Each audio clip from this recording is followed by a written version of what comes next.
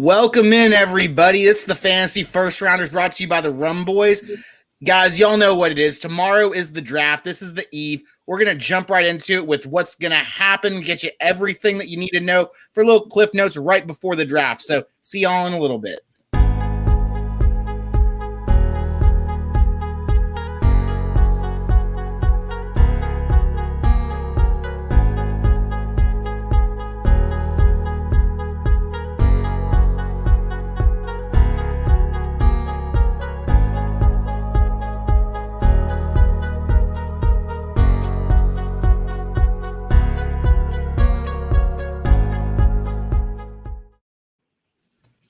And y'all know how we do on the Rumboyz Fantasy Network. You know our guy, FF Peacock Miles, always does a little extra. Here's our little clip for him.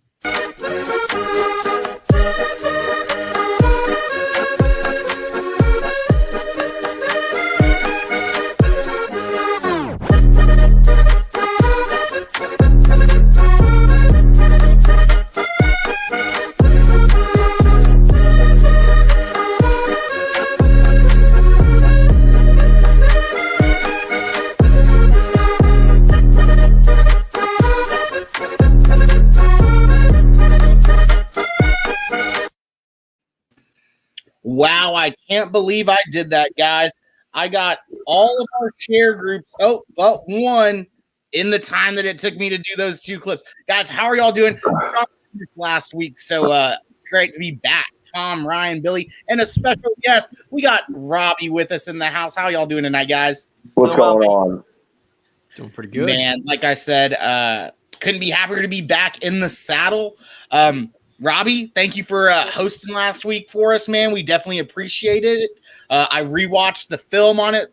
You guys are always on fire. Before we get into everything, we used to do this at the end of the show, but we're going to do it at the beginning of the show now. It's going to kind of take precedence right now. I know tomorrow's the draft. This is the eve of the draft, but we have to talk about something that's so important to us, guys. The second annual St. June Bowl. Billy, Ryan, let everyone know what's going on right now behind the scenes. Yeah, right now we're taking registrations. We've got a lot of returning folks coming back, so this event's looking to be a lot bigger than it was last year. So we got the link for you out. Find that, get registered with us. I know we're doing a lot of things. I'm kind of handling just the main event, the mega league that it is, while Ryan's handling the additions to the plethora of events that we're going to be dealing out this year. Yeah, guillotine, vampire, auction, best ball. I don't know if y'all saw Sleeper has best ball option now. So I'm pretty excited about that. We can keep everything on Sleeper, which is huge for me. It just makes it so much easier for us to be able to manage those leagues. But all of those leagues, we're really excited, guys. We want to see how big we can make it this year. So, I mean, it's not too late to sign up. There is still space in every format. And feel free to join as many formats as you want. I'm going to be in every one of them. Tom, the resident vampire, man, what you got for us? Hey, man, I'm always ready for the vampire leagues. Gonna have a lot of fun. I've never done one before personally, but I got the hot takes, and I'm gonna use those to my advantage, right? I'm gonna find those players that you might not think of in the draft and use it to win. Oh yeah, man. Robbie, before you go, man, Steeler Nation 412, Najee Harris season starts tomorrow. I totally agree with that. I think that's a perfect fit. We'll probably talk about that in a little bit. We'll definitely be talking about that. Steeler Nation. I mean, if you tuned in a little bit throughout the week, I've been kind of dropping that. So but I got some juicy stuff for you guys. This thing right here that is sitting in my lap has been going off all day. I have some of the news that I'm going to give you guys today that'll be, what I think that'll happen. But I do have one certain piece of news today that a colleague texted me from back in my NBC days and told me some stuff. So, ooh, I mean, that's pretty juicy, Robbie. Yeah. I mean, hold on to that. Let's start. Let's actually, Tom, I think you wanted to talk to Robbie about something real quick, right? Yeah, hey, really quick, everybody in the chat, y'all need to make sure y'all share the damn content and y'all spike that like button over on our YouTube channel. Subscribe. Dilly. Absolutely. True North Nate, what's going on, brother? Yo, I think the first one we were jumping off with, though, Robbie, is what are your thoughts on the Bears? We got some interesting teams that you were talking about before the show. I think that was one of them, right? Yeah, so the Bears. The Bears are going to be unique. Let me go ahead and make sure I have my notes here. What could potentially happen, right? So they're already sitting back, what, at 20th, right? Yeah, 20th. I could foresee if a quarterback stalls out, look for the Bears to maybe ring, make a phone call up to New York, the blue team up in New York, the one with the other goofy quarterback. Well, the green team will have a new quarterback. We don't know how goofy he's going to be, but still, I think they're going to ring up Big Blue. I think the Bears could maybe, say, hey, why don't you go ahead, bounce back to 20th? You're needing a wide receiver anyways, and it's a hell of a deep wide receiver class. Why don't you slide back to 20th? Let's give you something, in 2022. Maybe we give you a 2022 second or a third as well to go along with that 2021 first. And then they go ahead and get themselves I don't know, goofy ass Mac Jones. So I could see that. I could see that. I could see the Bears, either even because they are the Bears. Like, wouldn't it be the most Bears thing to be like, hey, take our first, second, and third in this year? I could see them giving up a lot of picks. Yeah. So this is one that I feel like the Bears can finesse, they can fleece. Also look for if Justin Fields continues to slide down in draft boards, which I don't agree with why Big Bad NFL has decided to do this with Fields. I'm sure you guys are going to get into that throughout your show, but look for even the Bears to maybe be smart and accomplish grabbing Fields at that 11 spot by trading with the Giants, the blue team of New York. And then you were talking something about the Packers having a trade potential. Yes, so the Packers, this one is going to be different. Now, everyone is talking all about the quarterback hype in this class. If you guys remember last week when I was on, we talked all about wide receivers. And I talked about how deep of a class this was. And we all talked about how deep of a class for wide receiver this is. Well, if you're the Packers, why just sit put and stay put? Why not maybe if you're the Steelers already figuring and feeling that Najee Harris could fall to you, saying, you know what? Why don't you go ahead and you take this 24 right here and you go ahead and you get yourself a wide receiver. Maybe that's where they go ahead and grab Rashad Bateman. So look for maybe possibly Rashad Bateman to the Packers. I could see him maybe being fourth or fifth receiver off the board. And I think that would be around where the Packers could move up, right their wrongs for last year's debacle of grabbing Jordan Love. And now you get a receiver, and now all is well. And now we don't have any fun to talk about the Packers hurrying up replacing Aaron Rodgers because now they gave Rodgers a weapon. Yeah, all right, John Gruden coming back to the Las Vegas Raiders. They're kicking it off down there. Robbie, I know you got a piece of something for us with the Las Vegas Raiders, man. What do you got for us? Oh, gosh, there it is. Let me go ahead and go over to my notes for this one. So this one I don't see as probable, but this is more so just, guys, you hear this every single damn year, okay? In regards to, are we going to trust I always almost say David. That's just how old I am. I'm sorry. Are we going to trust Derek Carr to drive the damn car or nah? And that seems to be the question year in and year out since Carr has been underneath the helm. Now, I know that everyone's thinking, well, they have Mariota back there. Mariota's kind of up there in age, and, well, we already seen what Mariota's ceiling is. So he's just going to remain the backup. This is where a David Mills kind of probably comes into play. I noticed the chat saying Davis Mills is a stud. Triet, what's up, Triet, our NHL writer for Rumboyz.com. Make sure you guys check out Triet on Rumboyz.com. But yeah, True North Nate, this could be a car crash. look for them to maybe say, hey, once again, utilizing that pitch that I brought up earlier when I was discussing Green Bay, look for that same pitch to be utilized here. Hey, Baltimore, super deep class. Mind if we go ahead and we make a move? Let's go ahead. We grab our developmental QB. We're not exactly going to move away from Carr yet, but let's go ahead and grab the guy that could sit behind him, and then maybe you trade away Mariota in the process as well. Yeah. Now, Robbie, this juicy little bit of information of a team that I absolutely love, and we know that the coach has alluded to this prior, multiple times prior in history. Let us know, Robbie, what's the juicy bit of information that you have?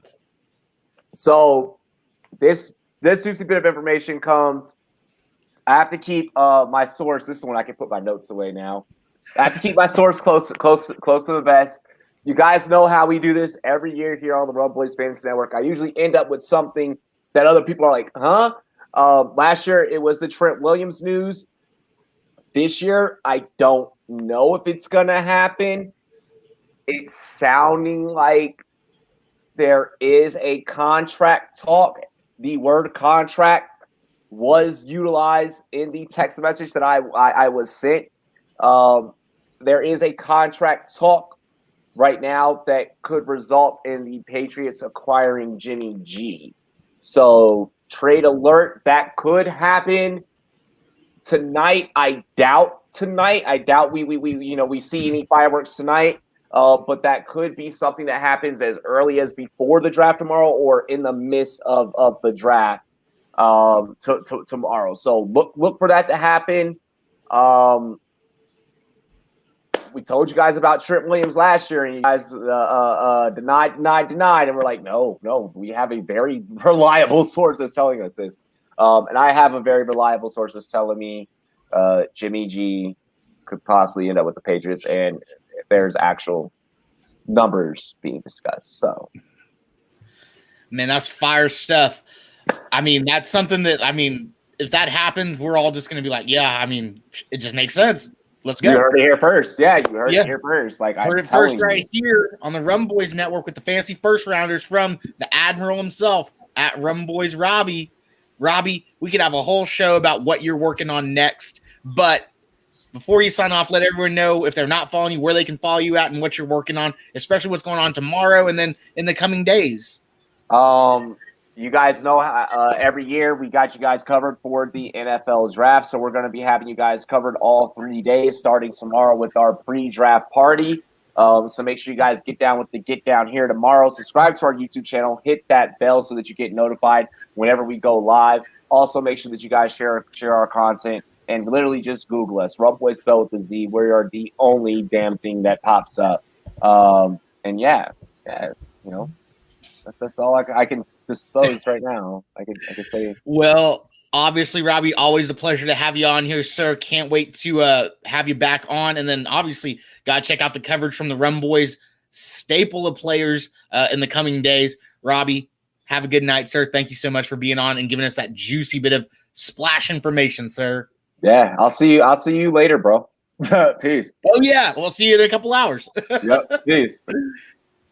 Have a good one, Robbie. All right, guys, everyone who is watching, that was at Rumboyz Robbie, our admiral, the El Capitan of the ship. Follow him. Make sure you're watching his stuff, and everyone from the Rumboyz crew, man, coming out with a lot of content. Guys, before we get into the meat of it, let's go into the chat real quick. True North Nate, yes, sir. I think you've been spot on so much in this chat. It's crazy. Scott Davis, we're going to talk some Raiders. You missed a little bit of the Raiders talk. What's going on, Scott? Second annual St. Jude Bowl participant, Scott Davis in the house, everybody. Sean, what's going on, man? Bills Mafia in the house. Okay. Oh, Bills Mafia. The best Chargers fan. Okay. God, we're about to talk about what we think is going to happen, Scott. I think Billy has the Raiders, don't you, Billy? Yeah. We'll talk about them here in a little bit, Scott. First, we're going to go into the AFC East, guys. You heard Robbie just talk about the Patriots and what they could do.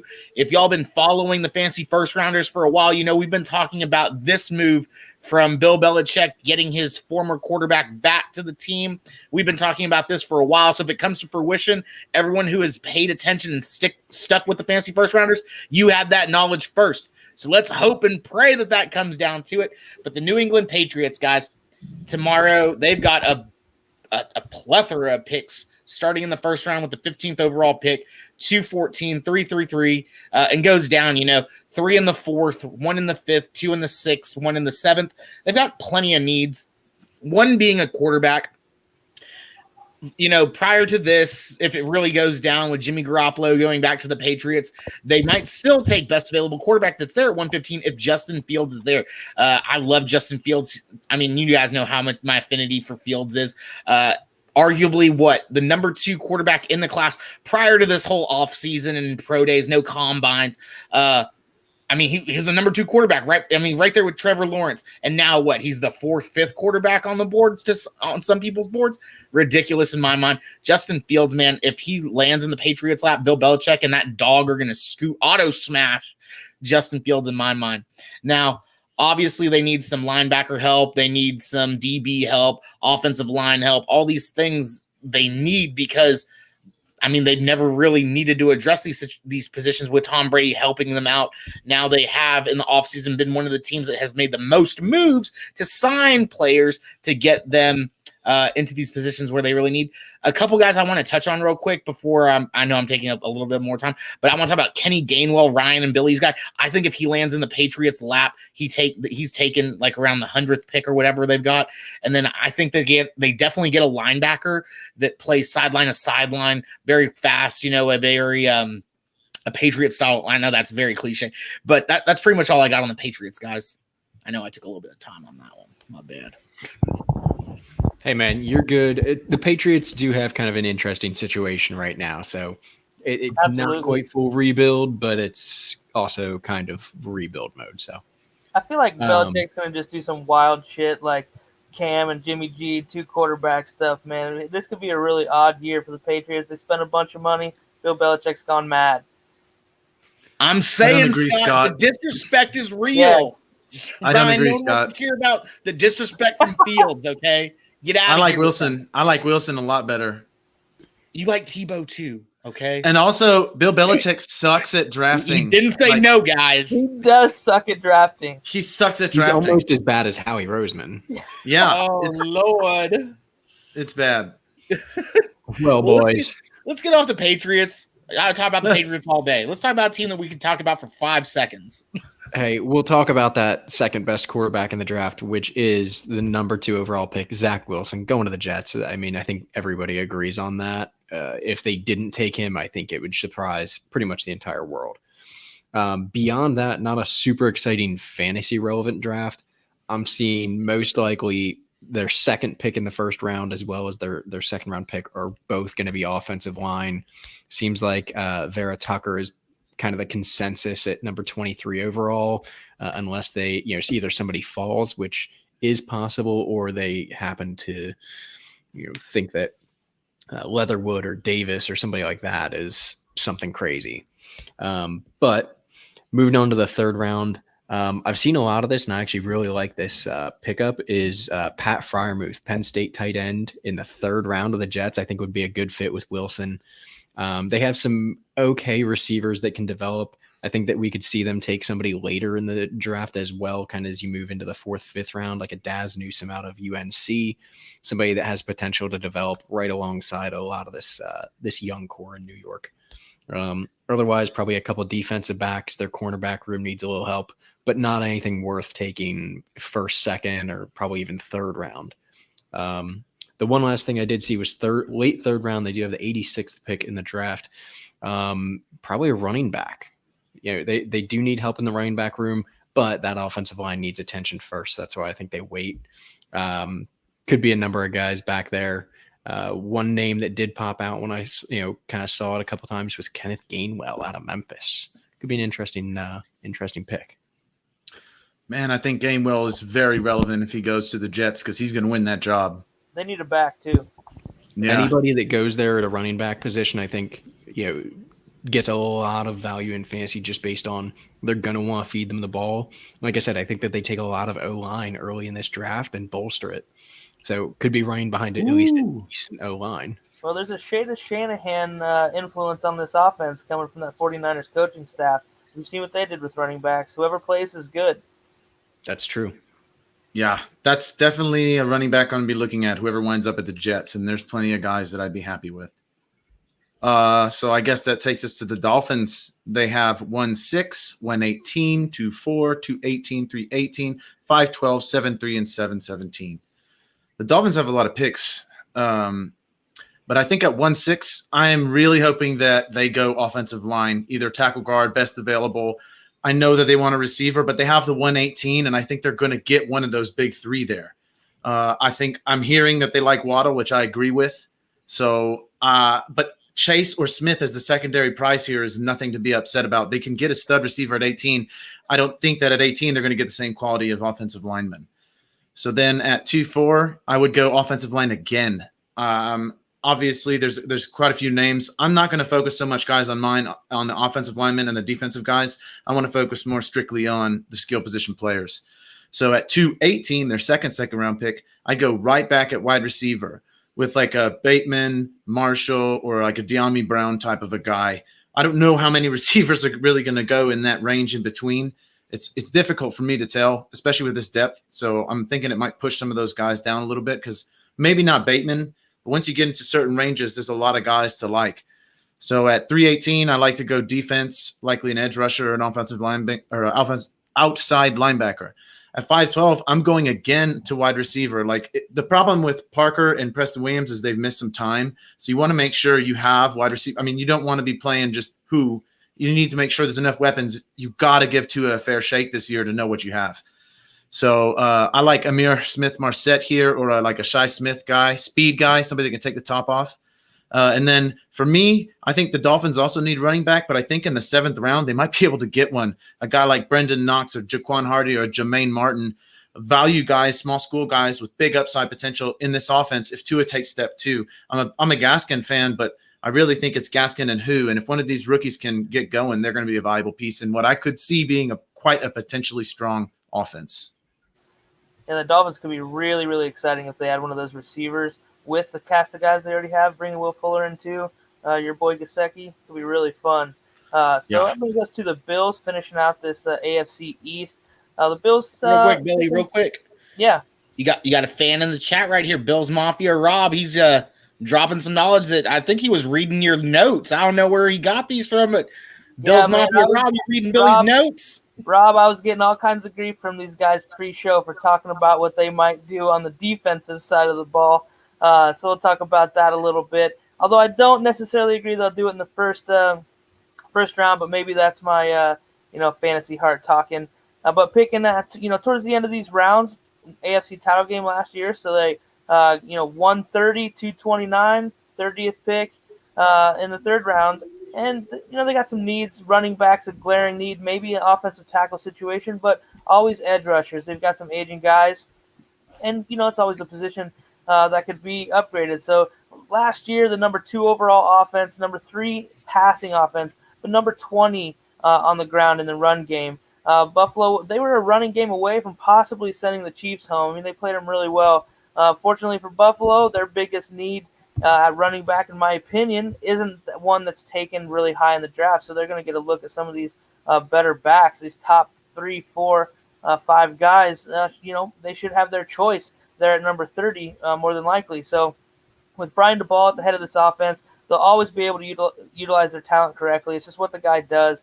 I see Buffalo adding that running back of the future in the 1st round, and I'm really hoping that it's Javonte Williams. I kind of see maybe Travis Etienne to Arizona.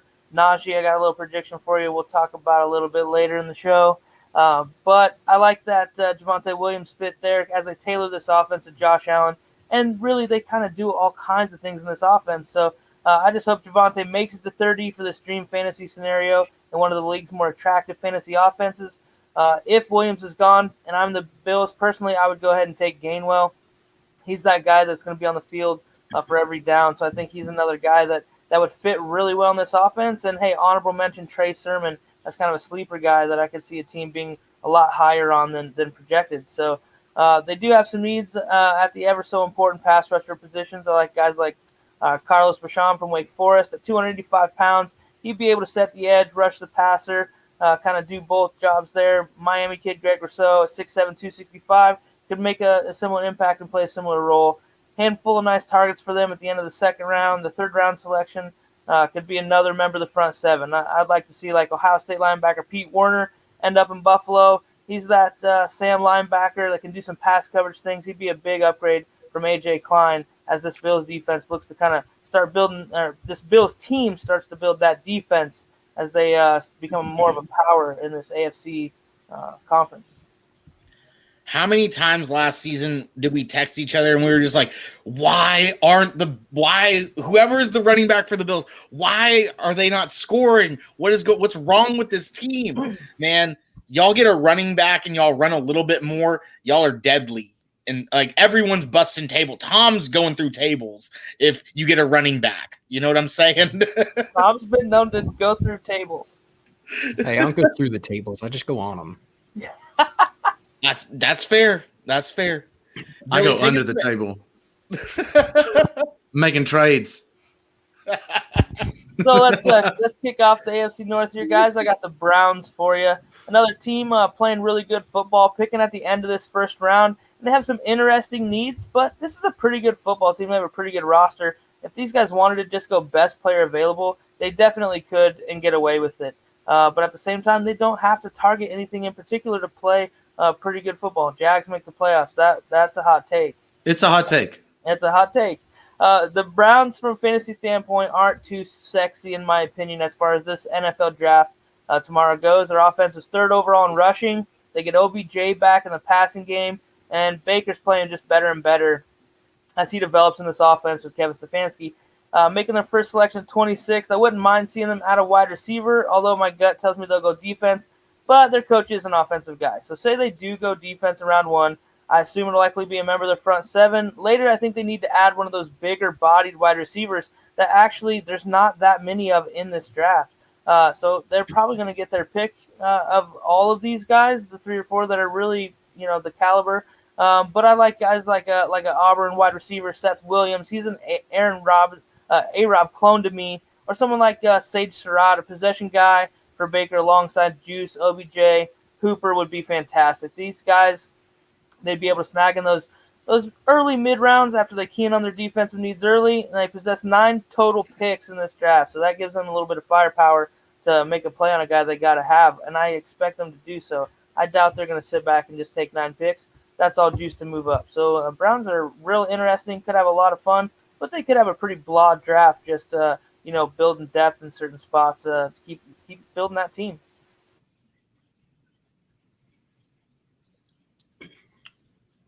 Anything on that, Billy? They don't need a wide receiver from Scott Davis? No, they don't. But Odell Beckham and Jarvis Landry, after that, they're very, very thin. And we've also not seen Odell Beckham on the field a lot for this team. There's also been a lot of trade rumors. So I could see something happening along those lines where, maybe they're not sold on that as a long-term plan. Try to get a young kid in while doesn't have to be the 1 or 2. Yeah, I think I was going to say Peoples-Jones.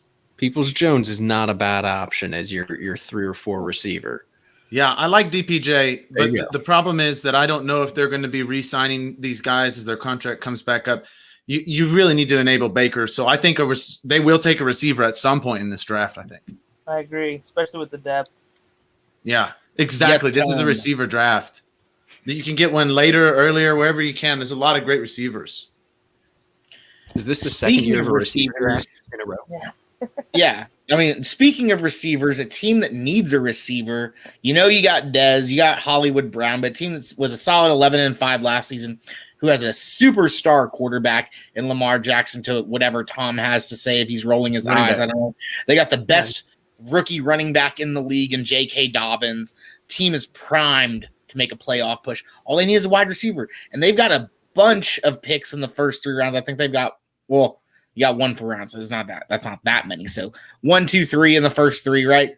They need a wide receiver. This guy and we're going to talk about some of the same guys just because we have the same consensus on where these guys are going to go. So it's going to be really fun tomorrow when Rashad Bateman gets taken before the Baltimore Ravens have a chance to get him, or if he falls in their lap and Bateman, the Minnesota Miracle Man, if you would, becomes a Baltimore Raven. Another guy that Tom mentioned a little earlier, I like this guy a lot, not as much as his counterpart Devontae Brown, but a better athlete overall. I think Alex Leatherwood would fit in really well with this hard-nosed offensive line that just loves to run the ball. Obviously, they have to go defense, and one guy, I'm going to go here for Scott. Go deep real quick, Scott. You know who I'm talking about? Off the edge from Miami, old Quincy Roche. I think he would fit perfectly in out of the U with the Baltimore defense. Peacock, what's going on, man? Stop it. Yeah, Stop it. Stop it. Stop it. Thank you.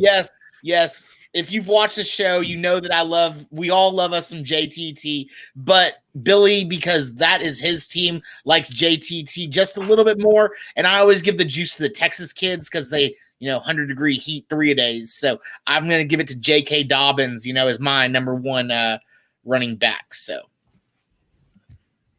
I'm a JT guy as well. That's fine. Let's go on to the steel curtain.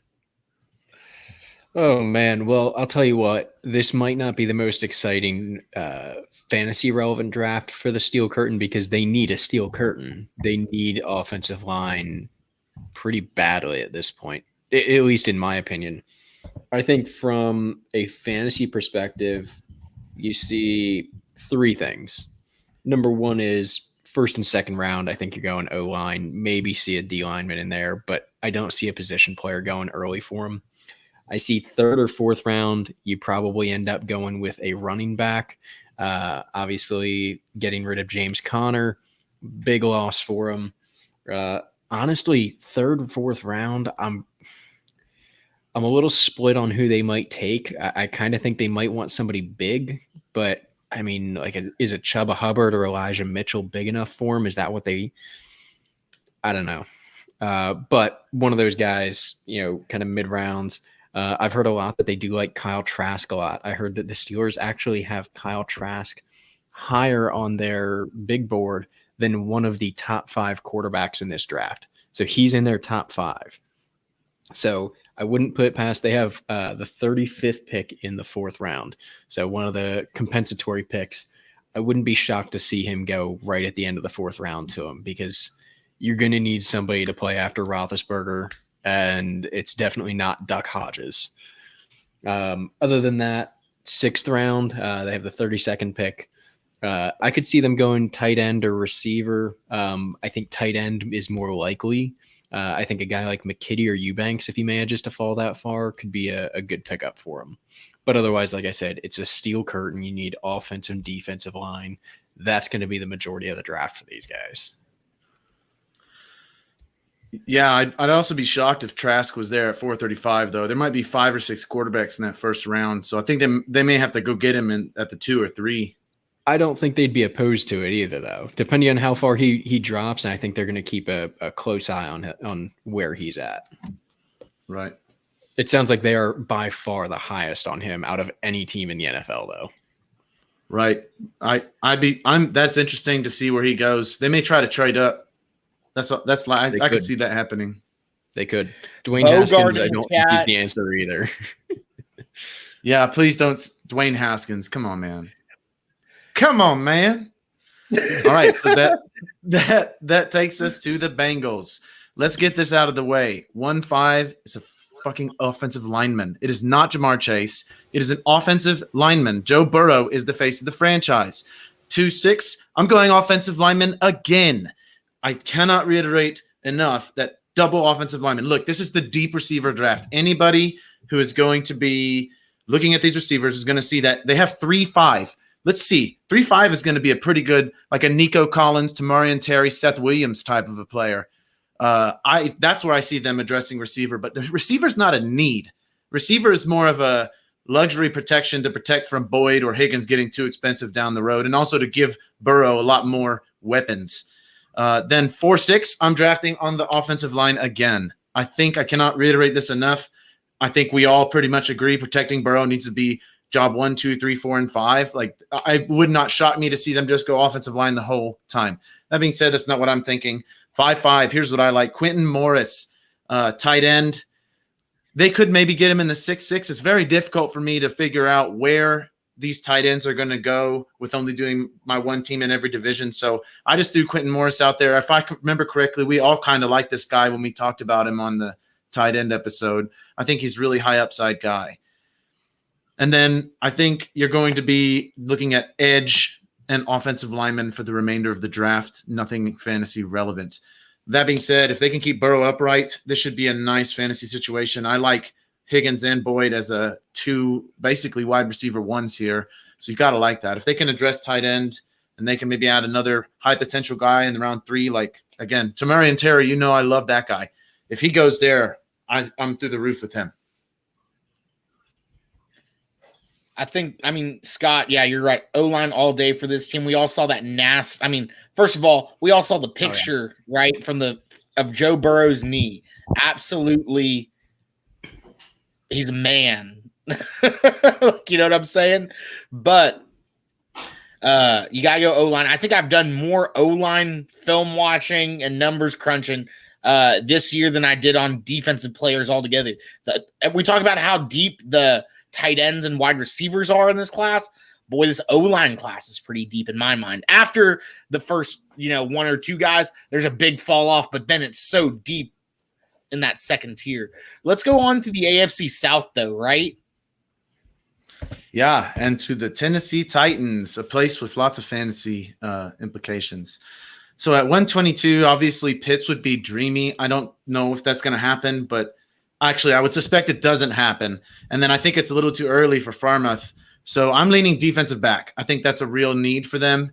So I want them to go defensive back here. At 221, you can consider Freemuth or a wide receiver. Now, look, this is only me. This is not who I actually think.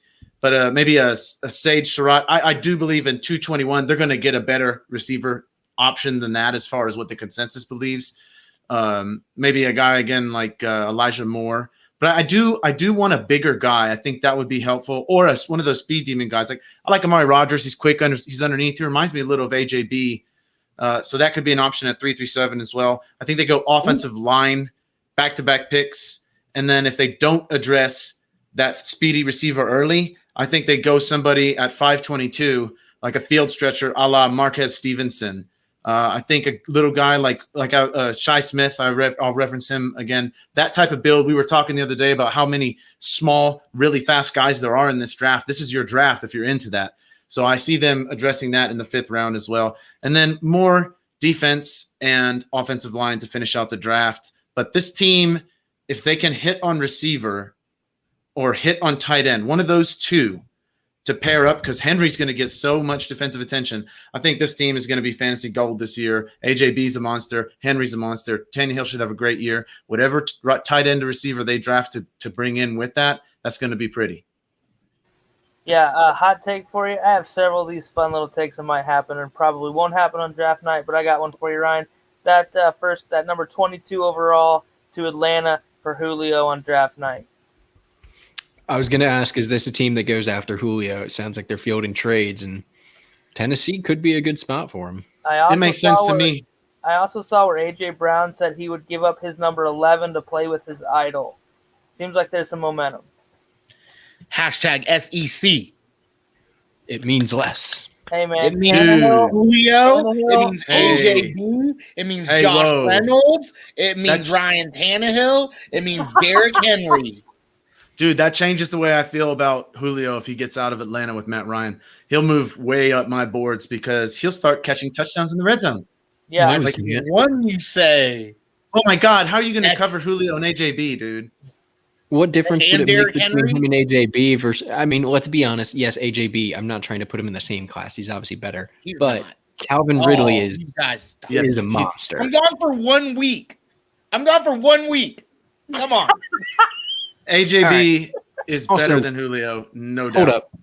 AJ Brown said salmon is pronounced the way it's spelled. Salmon, I know, I respect that.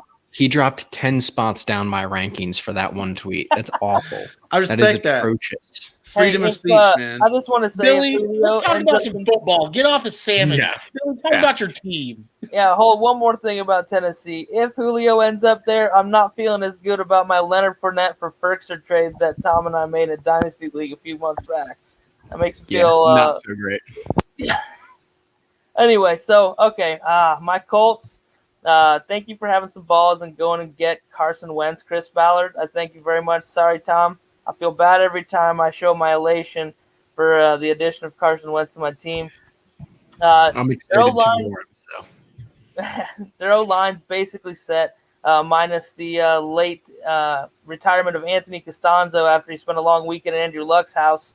I'm not sure a left tackle that you have to have lands at number 21, but I like that Elijah Vera Tucker from USC or Alex Leatherwood. Those guys could be guys that I could see the Colts going ahead and just filling that void. You've got Wentz, keep him upright. The running game's there. Rely on, T.Y. maybe makes one last run here. But this draft is also full of tall corners like the Colts prefer right now with that defensive system. Someone like Tyson Campbell from Georgia, Aaron Robinson from UCF. In round 2, I could see them drafting the wide receiver of the future. T.Y. Hilton's aging.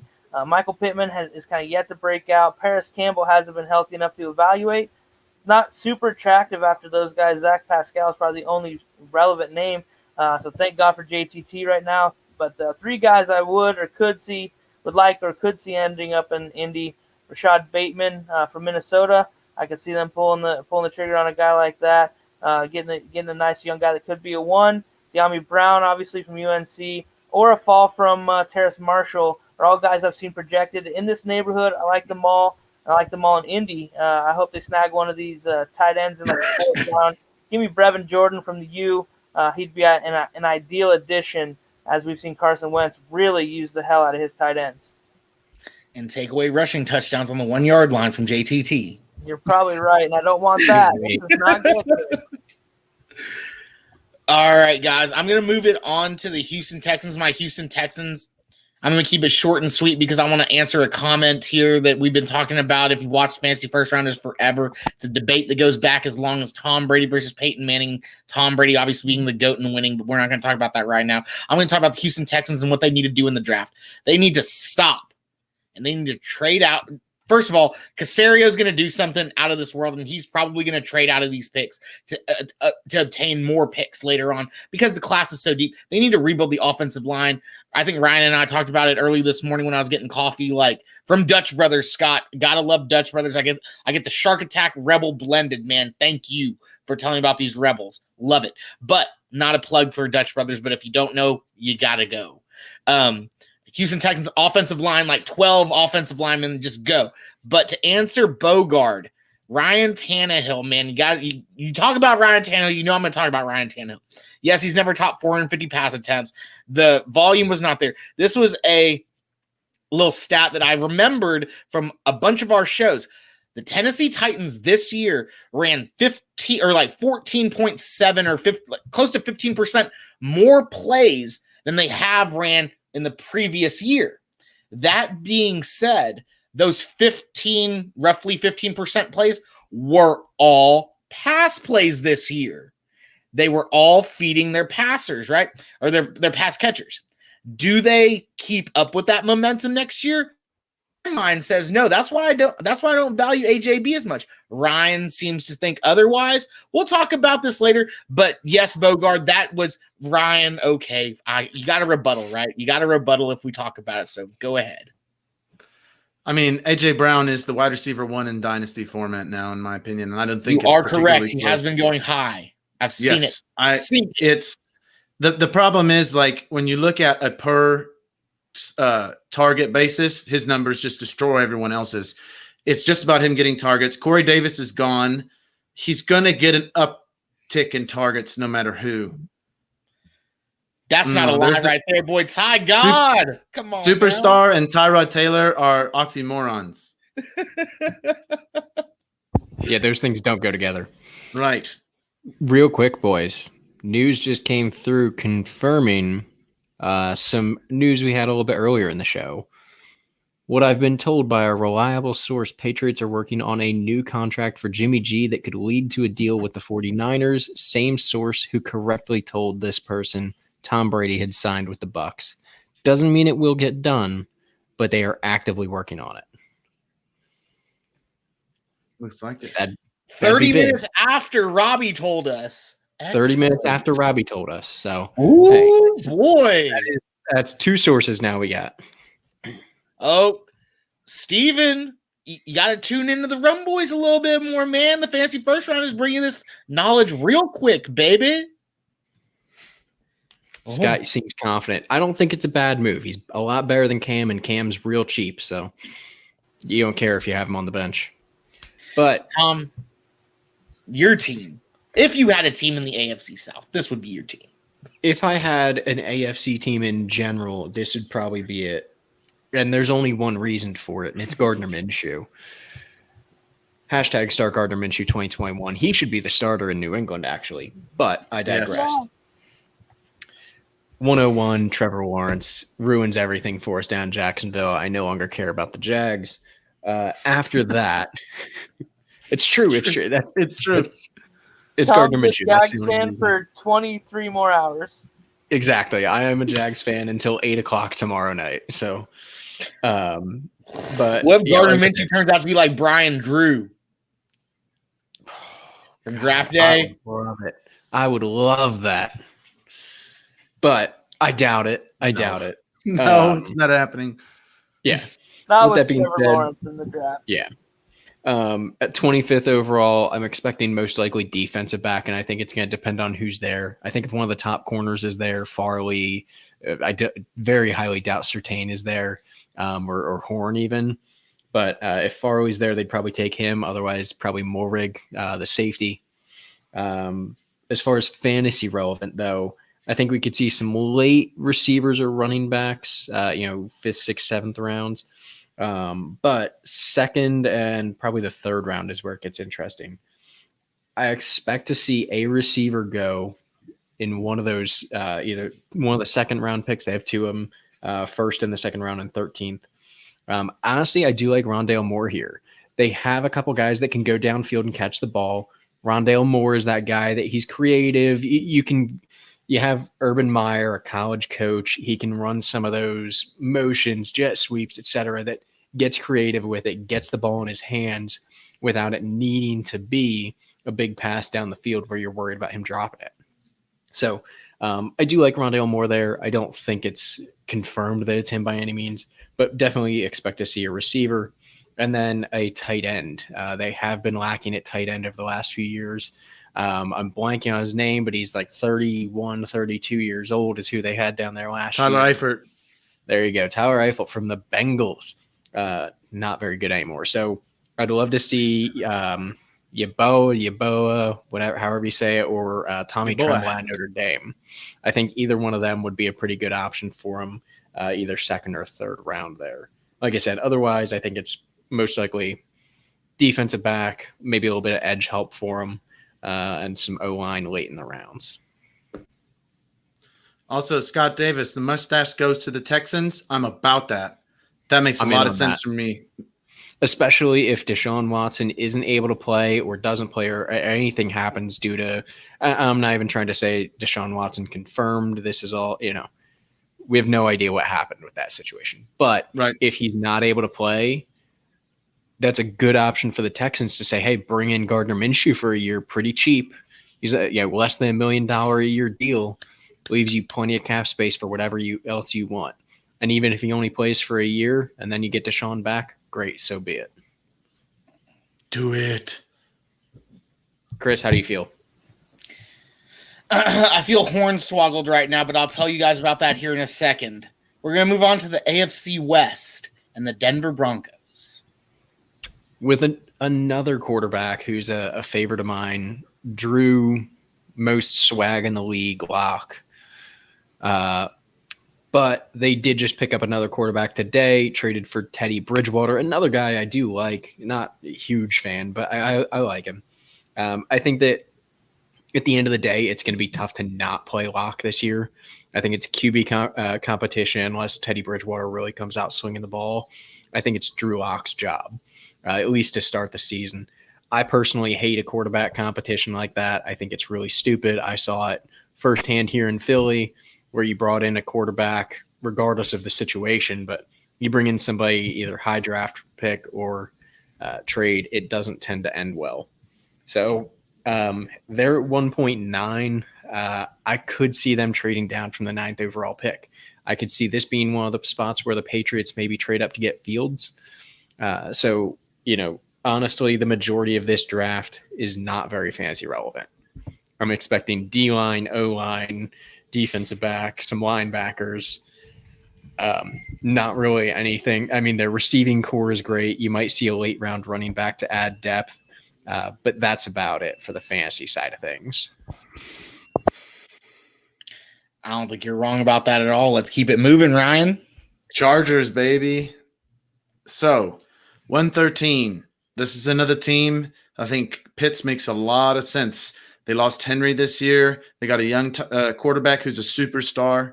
They have receivers, if they can stay healthy, are very talented, but they have a need at tight end unless you're a big Parham believer. And if Parham is that good, then they can run 2 tight ends. If Pitts is there, you go Pitts. If not, you go offensive line. You need to make sure you keep Herbert healthy. At the 215, you go offensive line if you took Pitts, or then you may look at Freiermuth there, or maybe a DB or a defensive tackle. I think at 314, you have a DB defensive tackle, Hunter Long, Tommy Tremble type scenario. And then at the 413, same, but with a lesser tight end like a Tony Poljan, Pro Wells, Trey Berry. And then at 515, I really like a wide receiver like a Jalen Camp or a Jalen Dart. Wow, I didn't even realize they're both Jalens. The Jalens. I want them to take one of the Jalens at 15. Camp is a musclehead. Different spelling, E-N-Y. Yes, exactly. But those 2 receivers make sense for 2 different reasons, but both of them I like. And then I think that the rest of their teams are going to be going offensive line and defensive back. Again, you got to make sure Herbert stays healthy. You got your franchise quarterback. Step 2, like with the Burrow scenario, is protect. So they need to get offensive line. But a tight end of Pitts' caliber, going to be difficult to pass up when you think about the future potential of Herbert to Pitts year in and year out. I mean, I just think if anybody who wasn't positive that Pitts should be a top 5 receiver taken, and a top 5 tight end taken in redraft format, if he goes here, you push that up even still. Like there may not be the same tight end waiting with Pitts if he goes to a situation like this with the prolific Justin Herbert. Yeah, I think you had it right the first time when you said he was a top 5 receiver. I mean, this is going to be maybe the first or second pass catcher taken off the board in this draft, potentially. Pitts is incredible.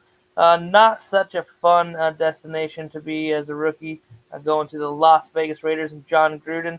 They have a plethora of options with their needs and also where they pick. There's going to be a lot of options and available guys to get, in a draft so deep. There's a lot of guys that grade out in that top 10 area that are going to last into these team picks, and the Raiders might be the beneficiary of something landing that shouldn't. If somehow Devontae Smith is there, I really see the Raiders trying to bolster that wide receiver room after Ruggs really had a less than desirable showing as a rookie. Nelson Aguilar was kind of their number 1 in reality, and he's gone. And there's not a whole lot after that if you're not talking about Darren Waller. So I could see them do that, but do they do the patented fastest dude comes to the Raiders thing and snag Rondale Moore from Purdue? I kind of like that thought myself. From the gold and black to the silver and black, and I've said it before, the AFC West is an arms race. Everyone's trying to build an offense that can run with Kansas City. At the 117, I'm going to stick with that Rondale Moore selection. I like it because Gruden. In the second round, I do expect them to start addressing some of their needs on defenses. I believe they'll address corner first and maybe take more than one before the weekend's through. I'm going to say they take Melifonwu from Syracuse, a 6'3", 212-pound corner. Ran a sub-4 540. Just the size, the speed, that kind of athleticism and length makes up for a lot when you play teams like the Kansas City Chiefs. So I can see them doing that, adding those guys early. Do they trade for Julio? That's another option I could see happening. However, I guess it makes sense. I don't see it. But if they do, Derek Carr is going to be a little bit higher in my book. I already kind of like Derek Carr.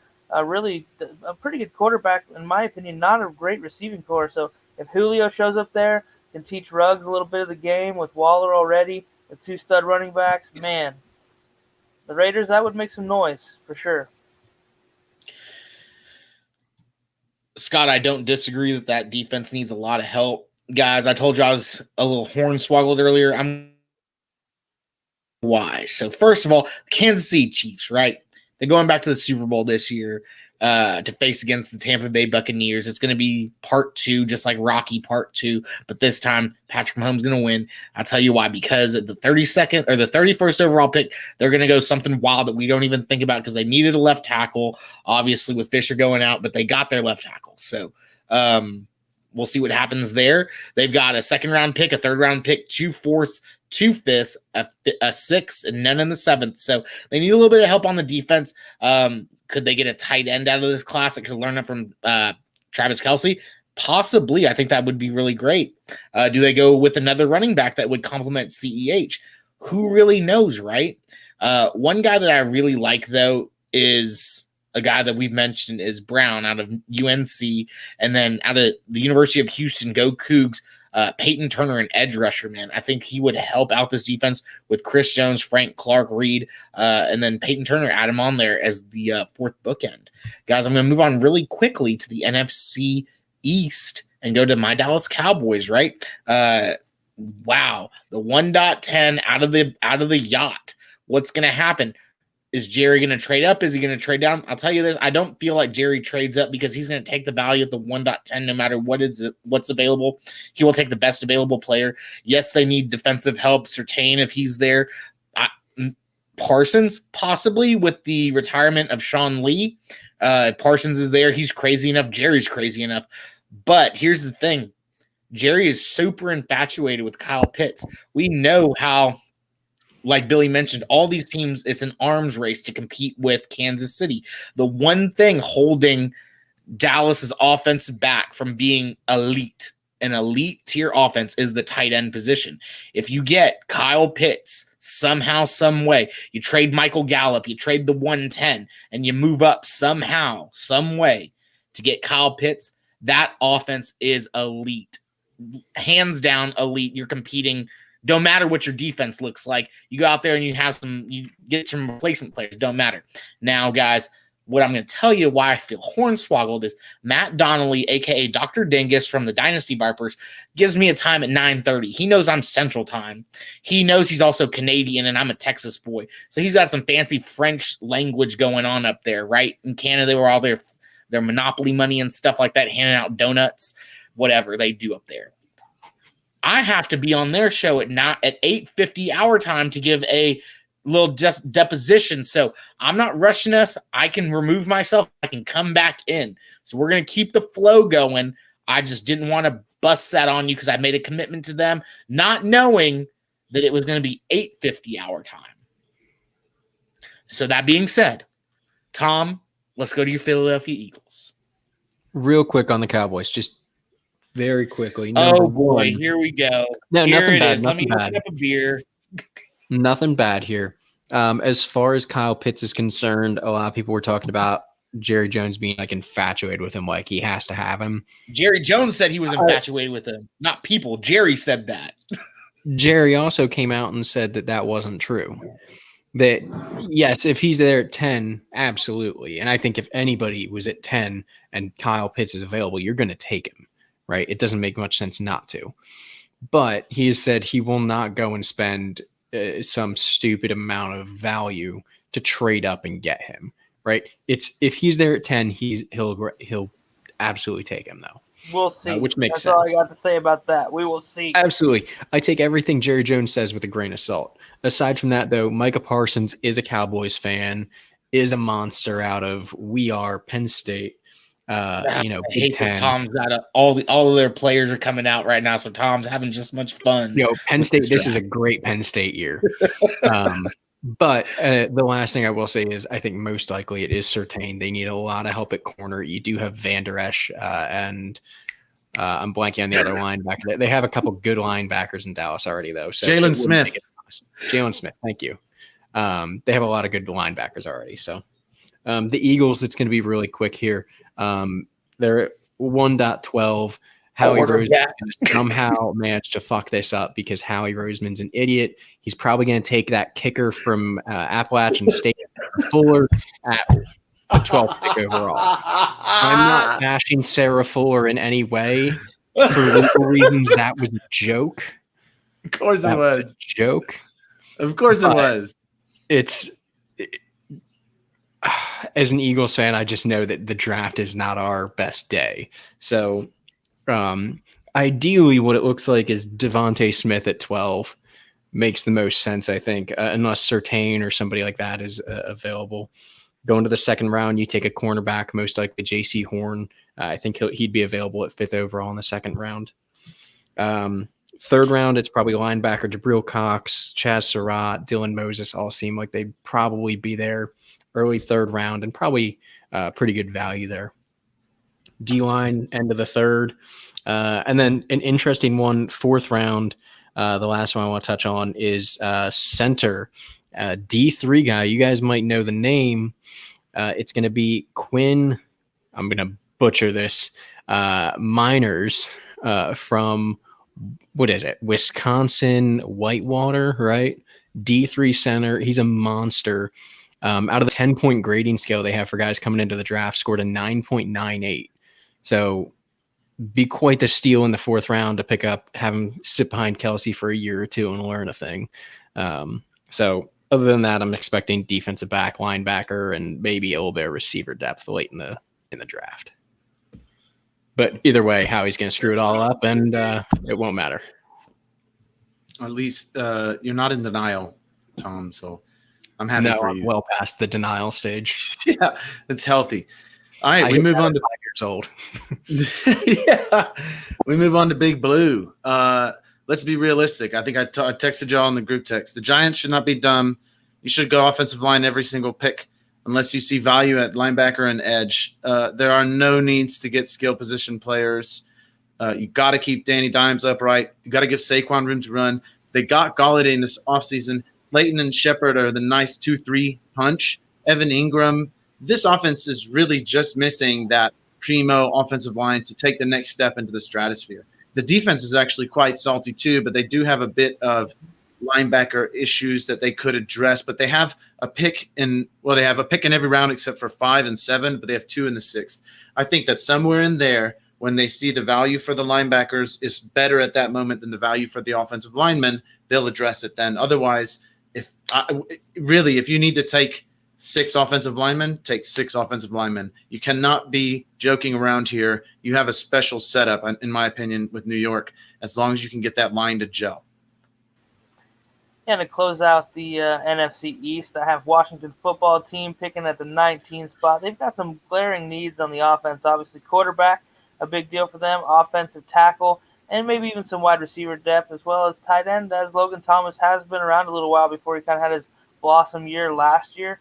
I could see them, making a move there late. Although that quarterback position, they finished 29th overall on offense. And if you take a look at the rest of the division and what they're running out under center, Washington is at a huge disadvantage. So drafting at 19 is going to make it difficult to acquire the quarterback of the future. A lot of these guys are going to go pretty early in this draft. Like Ryan said, 5-6 guys maybe in this first round, and most of them could be gone before we hit that 19 mark. With the Patriots and some other teams kind of in those late teen areas. Just funny situation for Washington here. There are a couple linebackers I could see them scooping up. Kentucky linebacker Jamin Davis, fast, versatile, as well as a guy like Zaven Collins from Tulsa, who's sporting that real deal NFL size. We've seen Rivera do some pretty special things with linebackers in his past. I do hope one of the top 5 QBs slide to Washington. Otherwise, I see themselves getting themselves like a developmental guy for Fitzmagic to groom, like Kyle Trask, kind of who I had in mind, or a guy that I really like, your boy Chris Kellen Mond, sitting behind Fitzmagic, bringing him on. We've seen Rivera do really well with mobile quarterbacks, and Cam Newton played his best football with Ron Rivera. I could see that being a really nice option, as these top guys are kind of gone before Washington really gets a whack at it. The value just may not be there for what they have and what their needs are, but I do see some wide receiver need for them. Scary Terry, Curtis Samuel, they need another big possession guy, and there aren't too many in this draft like we talked about earlier. So insert your Sage Surratt, Seth Williams, and maybe a fun spot for Nico Collins or Tamarian Terry from Florida State to end up with this Washington team. As you know, they're building a nice young nucleus of really versatile players. So I think they could do a lot of things in this draft, and I think it could be really good. Billy, I love that those 4 receivers were the same 4 that I was looking at another range in the draft. I see those guys in a similar vein, kind of. I thought it was awesome you picked those 4 specifically. Sure, yeah. I mean, those are the 4 guys, those big body guys that there's not a lot of that really stand out. And I think those 4 similar talent, beyond them, it really falls off. Yeah, agreed. I like all 4 of those guys. I think this takes us to the NFC North. We've got the Lions. They're pretty fun. Finally in my notes here. Where am I at? Okay, so they do have some needs. The biggest one being that wide receiver position, as they just brought Jared Goff in from the Los Angeles Rams. I do have them. They have to do something exciting, or their fan base is going to go insane. New coaching staff with the New Orleans blood in that offense. They have to go wide receiver, especially with this talent pool. I see them taking either that Jalen Waddle or the LSU kid Jamar Chase. One of them makes it past Miami. The other one goes to Detroit, in my opinion, barring any trades up for maybe the Ravens. We'll talk about that later too. But I like that kind of. I wouldn't be surprised if they went wide receiver in the second round as well. So my story here, they're going to go Rashad Bateman in the second round, staying close to home. They're loading up early in this draft on their most glaring and specific need.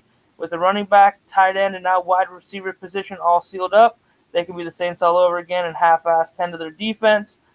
2 selections in the third round will likely be defensive players. Your guess is as good as mine with all the holes.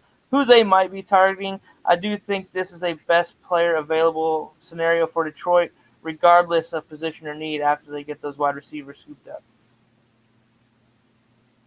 Yeah, I think Detroit's not that terrible. I like Jared Goff, right? New landing spot for him.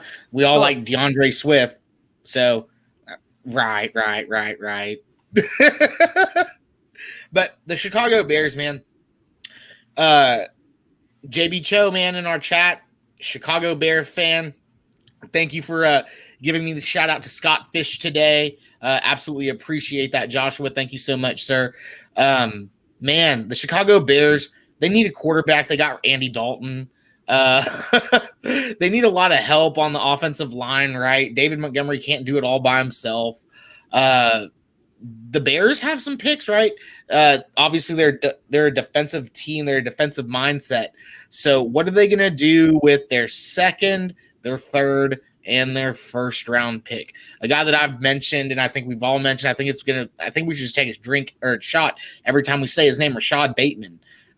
This guy is just, I mean, could this be the consensus out of us, our favorite guy that we can all say at this level? Like, dang, this is the dude to have. Like last year, right? My guy was CeeDee Lamb outside of the Alabama receivers. Could this be the CeeDee Lamb of this year at that 20th pick? That's pretty good, right?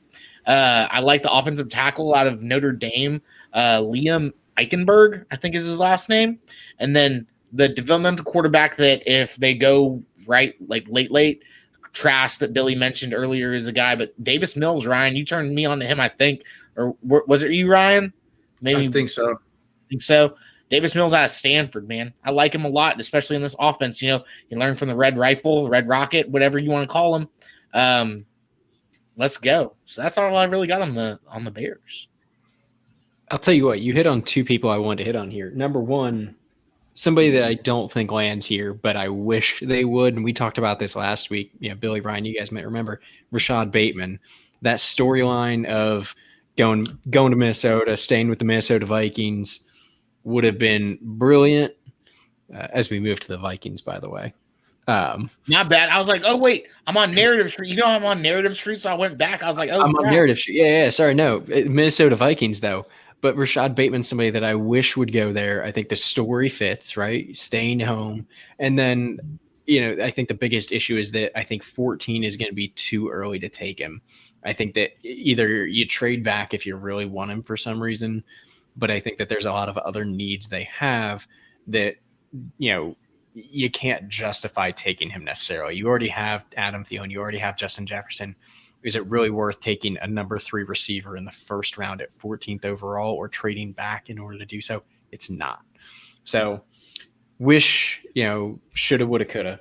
But what I really think will happen here, first round, I'm expecting O-line. They do need some help there. I'm thinking if he's there, Darisaw or Elijah Farrah-Tucker, just kind of depending on who's available and what their big board looks like.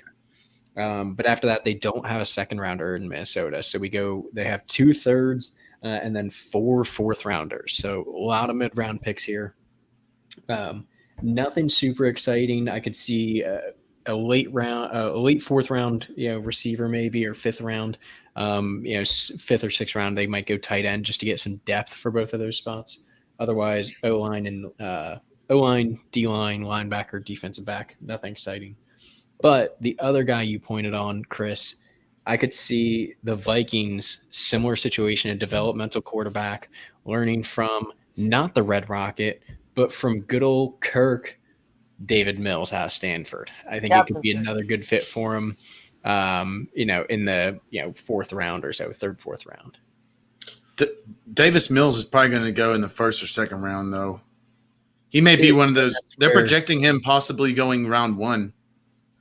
Like, I don't know how serious they are about that, and those are just projections from I don't know who, but it's stuff that's been popping up on my Chris Sims, who has Najee as his 5th overall running back in the class. Yeah, Chris Sims should be fired. Yeah, that's he should have been fired as the quarterback of Texas, but for some reason they kept him around. Because his dad's name's Phil. He might be the worst NFL quarterback in history, not named Colt McCoy. Another T-Smith. Jamarcus Russell is pretty bad. Jamarcus Russell does still have the longest rushing touchdown for any quarterback. I will give Jamarcus Russell is probably the worst NFL quarterback of all time in reality, but Chris Sims sucked pretty good too. Yes, agreed. Give me 5 minutes. I'll find you a worse one though. All right, so that this little trash emoji. He's on the trash tonight. We are moving to the Packers. Now the Packers, yes, we are in the Packers. So the Packers have 129, 230, 329, 430, 437, 529, 534, 630, 636, 729. That's a lot. That's actually quite a bit as far as draft picks. I was shocked to see how many they had here. All right, look, everybody's going to be like, again, but they're not going to take a receiver in the first round. Not in this draft, not with this depth, and not with the other needs. This team is really right there with Aaron Rodgers. They re-signed Aaron Jones. They have Devontae Adams. You're competing now. You need to win. So yes, Julio to them makes a lot of sense to me, tons of sense to me. But if they don't trade, 129 is going to be a linebacker or an edge person. 230 is going to be a linebacker or edge person or maybe a DB. Then on 329, I like a receiver. Here we are again, the Nico Collins, Seth Williams. But I'm also throwing Amari Rodgers because the thing about Green Bay is they have lots of big body receivers. That's what they are. They don't have one of those underneath guys, and I think it's too early. Maybe an Elijah Moore. That would be a sweet – he's a slot god. Any sort of slot god at that range, that's why I did like Amari Rodgers, but I just thought about Elijah Moore. If he's still there at 329, which I would be a little bit shocked that he was actually. I'd be very shocked if he was. But that would be a great fit. 430, I think they go linebacker, edge, DB, offensive line in that mix, just depending on what they've gone earlier. 529, I like a receiver again. So you can get these receivers right now. At 529, you could get a guy like Sime Fehoko, Dax Milne, Daz Newsome could legit be on the board at 529, although I think that's the least likely of the names that I just listed. I also like Josh Imatorbhebhe and Wap Failior.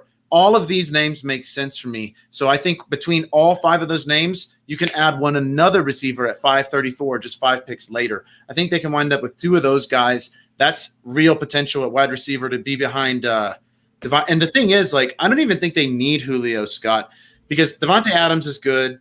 MVS is like a burner. I'm kind of high on Lazard. I think he played well when he was on the field. Getting these guys is less for now and more for if MVS and Lazard get expensive in their next contracts, you can replace them with these guys. That's what I'm looking at. And then again, I go linebacker and edge, DB, OL. They need to focus on those three things right there because they don't have a lot of weaknesses, and they have been hampered in the past by having offensive linemen go down. So you just need to get some depth there in Green Bay on the OL. I got one prediction, Ryan. All that wide receiver talk for Green Bay. I like Kadarius Toney to be a Packer. He kind of fits that Randall Cobb, Greg Jennings mold for me. I see a similar type guy, especially the build kind of mimics Randall Cobb, that almost running back type guy. I like that kind of to end up as a Packer. I think he'd be really, really interesting there and provide them a little bit of an aspect they don't have. Do you see him at 129 or 230? Probably that 230, but I don't know if he's there. But I just Me neither. like that. It feels Me right, too. kind of like that Elijah Moore. It. Like that would be. Oh man, that'd be so sweet. Right, I agree. Because slotty guy, I like that. Yeah. That's a fit for them. That's a need, in my opinion. I agree. Good news, though, guys. As we discussed last week, there's a lot of those guys that are that 5'8" to 6 foot, 170 to 195 range that are smaller receivers. Just loaded. That's what you would want there. That's why I think they take receiver later. Because I think there's so many of those guys. There are so many. All right, so that brings us to the NFC South, yes? Okay.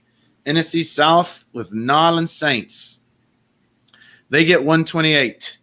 So for me, whether it's Jameis Winston or Taysom Hill, I think at 128, the Saints need to take a real deep look at receiver. Obviously, it'd be optimal if you could get one of Chase, Waddle, Smith, and Bateman to slide. But if those guys don't slide, I think you address and go defensive back. I mean, there's still some defensive backs in that 128 range I like. So then at 228, you either go defensive back or you go like Diami, Elijah Moore, Toney, or maybe Marshall if he slides down. I find that less likely. But they need that other option on the other side of Thomas. Then at 335, I think you solidify up the offensive line. Same at 342. 428, you address the linebacker and edge. I think the rest of the draft, actually, you stay away because this is the New Orleans Saints. They have Kamara. They have Michael Thomas. I'm actually a Traquan Smith fan, per se. If he could just stay healthy, I think the guy's pretty good. It's like a wide receiver 2-3. So if they can get in that 1 or 2 draft pick, a receiver to match up with Thomas to keep Traquan as that burner, taking the top off, you can get another underneath guy or an intermediate guy. Man, I think the Saints – I want to see Jameis Winston play quarterback so they can still use Taysom Hill as the weapon that he's so effective with. And if that's the case, we've seen Jameis Winston throw for over 5,000 yards and support 2 1,000-yard receivers. That would be a really, really sweet opportunity fantasy-wise, I think, if Jameis is starting and Taysom is that weapon that he's so effectively used as. Yeah, I agree with you on Traquan Smith. I feel like Sean Payton likes him, and that's the most important piece of him continuing to get to be a part of this offense in New Orleans. I'm kind of excited for him to see what he might turn into without Michael Thomas being such a target hog there. But that brings us to the – you muted, Chris? I think he's on purpose. Oh, okay. Okay, so that brings us to the Falcons. This is a pretty fun spot, drafting at that 1-4 for a team that's really in really one of the more awkward situations in the entire NFL. And what I mean by this is they're teetering on the edge of just go ahead and rebuild or try to make one last push with this core of Julio and Matt Ryan that they've built. I mean, really, they're kind of in this limbo of what are they going to do. There are rumors they're taking calls on Julio, like we talked about earlier. I think that would lead you to believe they're going to go ahead and do that rebuild if that move happens. So if that happens, and I'm assuming it does, they seemed pretty open to it when they commented on the rumors, that kind of thing. Somebody's going to want to add Julio, make a push this year. Like we said, it's an arms race, right? So they got to look at that quarterback at the number 4 spot. A lot of buzz that could be Pitts. Ended up a Falcon at 4 as well. Do they trade Julio, draft the wide receiver? That's been compared to Julio and Jamar Chase. But I honestly think the Falcons won't be selecting here as they have so many needs and nothing that they really have to have here at that number 4 spot. So it gets more complicated if Julio's moved because they'd be receiving a pick in return. But nonetheless, let me say that they do this. They play it smart. Quarterback Justin Fields going home to the Dirty Birds, Narrative Street, right, Chris? That's our thing, man. So, hey, I think it would be really cool to see him end up in Atlanta playing it smart. In the second round, they'll likely begin building that defense, tend to their secondary and that linebacker core while we obsessively see if they move Julio. But with the Ravens having 2 first-round picks, their needed pass catcher. I have a breaking little hot take for you guys that I want to run by real quick. So the Ravens use that pick that they just got from Kansas City. They're also late 20s first-round pick. Trade up to number 4 with the Falcons, right, and take Kyle Pitts. We've seen the tight end be successful in this offense. He'd be a big upgrade from Mark Andrews, and we've seen them run a lot of 2 tight ends before all the boys broke off a couple years ago. I see that happening. I think it would be really fun. That's my hot take, something I pondered up. We'll see. Oh yeah, Guys, like I mentioned, I was hornswoggled earlier by Dr. Oh, I'm not on mute. I thought I was on mute. Not on mute. False alarm. Does that count? Like if I thought I was on mute, but I wasn't? Guys, I was hornswoggled by Dr. Dingus. I'm about to jump onto the Dynasty Vipers podcast right now. I'm sorry, the Tampa Bay Buccaneers, they're winning it. They got the best trio. They just signed AB. Robbie, thank you for jumping in. Yeah. Alrighty, bro. So now we just are on to the NFC West teams. That's the only division that you guys have left, right? Yep. Tom has Panthers. Oh, yeah. Yeah, we still got the Panthers here on the NFC South. Alrighty. Cool. Let's go ahead and let's get in to the Carolina Panthers. Yeah, Carolina. so Panthers. Yeah, I mean, obviously they brought in some quarterback help, Sam Darnold.